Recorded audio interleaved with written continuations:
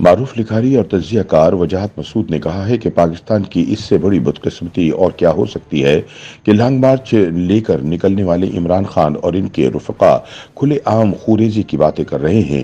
کیا پاکستان کے شہریوں کا لہو اتنا بے وقت ہے کہ اسے عمران کی ہوی سے اقتدار کی بھیٹ چڑھا دیا جائے؟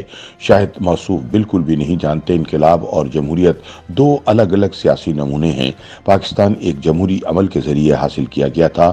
اس کے بانی محمد علی جناح دستور پسند سیاست پر یقین رکھتے تھے، لہٰذا پاکستان کو انقلاب کی نہیں بلکہ جمہوری تسلسل کی ضرورت ہے۔ اپنے تازہ سیاسی تجزیے میں وجاہت مسعود کہتے ہیں کہ غیر جانبدار مبصرین کے مطابق عمران کے قسطوں میں چلنے والے انوکھے لانگ مارچ میں شرکاء کی تعداد تو قوات سے خاصی کم ہے۔ یہی وجہ ہے کہ عمران اس لانگ مارچ کو وقفے وقفے سے شارٹ کر رہے ہیں اور دن کو شروع کرنے کے بعد رات کو ختم کر دیتے ہیں۔ 28 اکتوبر کو لانگ مارچ کے آغاز کے وقت لاہور کے لبرٹی چوک میں عمران خان کی تقریر کے دوران پورے پاکستان سے صرف 8 سے 10 ہزار افراد موجود تھے، لیکن اس کے بعد کہیں بھی ہجوم 2 یا 3 ہزار سے زیادہ نہیں بڑھ سکا۔ اس صورتحال کے کچھ اسباب اپنی محدود فہم کے مطابق عرض کر دیتا ہوں۔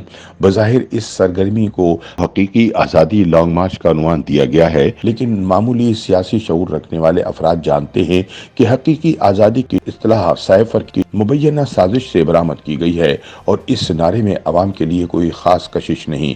سائفر کے معاملے پر نیشنل سیکیورٹی کمیٹی، ملکی سیاسی قیادت اور متعلقہ غیر ملکی حلقوں نے سنجیدگی سے بار بار واضح کیا ہے کہ ایسی کسی سازش کا کوئی ثبوت نہیں مل سکا۔ وجاہت مسعود کا کہنا ہے کہ عمران کے حقیقی اہداف دو تھے۔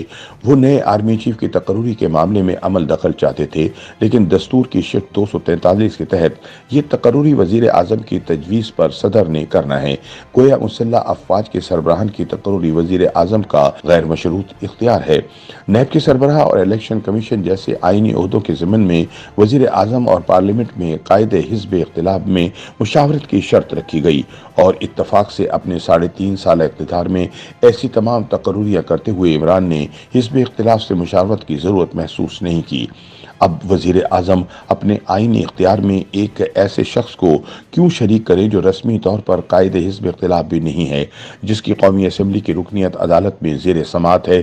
اکتوبر کے تیسرے ہفتے میں army chief general Qamar Javed Bajwa نے 29 نومبر کو اپنے سبکدوش ہونے کا واضح اعلان کیا تو دراصل عمران کی گزشتہ 6 مہینے کی سیاست بند گلی میں داخل ہو گئی۔ عمران اگر اب بھی اس زمین میں کوئی توقعات رکھتے ہیں تو اسے ان کی سادہ لوہی کہا جائے گا۔ عمران کا دوسرا ہدف قبل از وقت قومی انتخابات کا انعقاد ہے۔ اس ضمن میں ان کی سنجیدگی کا اندازہ پنجاب اور کے پی کے صوبائی حکومتوں سے لگایا جا سکتا ہے۔ پرویز الہی کی سیاست سے آشنا حلقے اچھی طرح جانتے ہیں کہ موصوف کا عمران سے اتحاد اقتدار کے دھاگے سے بندھا ہے۔ جہاں تک خیبر پختونخوا کا تعلق ہے تو 2014 کے دھرنے میں بھی اس وقت کے وزیر اعلیٰ پرویز خٹک نے استعفیٰ دینے سے انکار کر دیا تھا۔ وفاق سمیت موجودہ حکومتوں کی دستوری میعاد اگست 2023 تک ہے۔ اسمبلیاں توڑ کر قبل از وقت انتخابات کی گنجائش موجود ہے، لیکن پی ڈی ایم کی حکومت موجودہ معاشی اور دیگر عوامل کی موجودگی میں ایسا نہیں کرنا چاہے گی۔ وجاہت مسعود کے بقول دراصل اپریل 2022 کے ضمنی انتخابات، معاشی صورتحال اور جلسے جلوسوں میں عوامی رد عمل سے عمران کو اپنی مقبولیت کا یقین ہو گیا ہے۔ تاہم قومی انتخابات کی حرکیات بالکل مختلف ہوتی ہیں۔ 2018 کے انتہائی غیر شفاف انتخابات اور فوجی اسٹیبلشمنٹ کی بھرپور حمایت کے باوجود تحریک انصاف سادہ اکثریت حاصل نہیں کر سکی۔ عمران کے ساتھی سیاستدان یہ جانتے ہیں کہ لانگ مارچ کی غیر متاثر کن کارکردگی کی ایک وجہ یہ بھی ہے کہ انتخابی سیاست کرنے والے افراد قومی انتخابات سے صرف ایک برس قبل اپنی مالی وسائل اور سیاسی قوت ایک مخدوش سرگرمی پر خرچ کرنے کے لیے تیار نہیں ہیں۔ اس کا ایک ثبوت 21 اکتوبر کی شام تب سامنے آیا جب الیکشن کمیشن کی طرف سے عمران خان کو نااہل قرار دینے کے بعد ملک گیر احتجاج کے اعلان پر کسی شہر میں چند سو افراد بھی سڑکوں پر نہیں آئے۔ وجاہت مسعود کا کہنا ہے کہ عمران خان کی سیاست کا المیہ ان کی جمہوری اقدار اور دستوری حدود و قیود سے بیگانگی ہے۔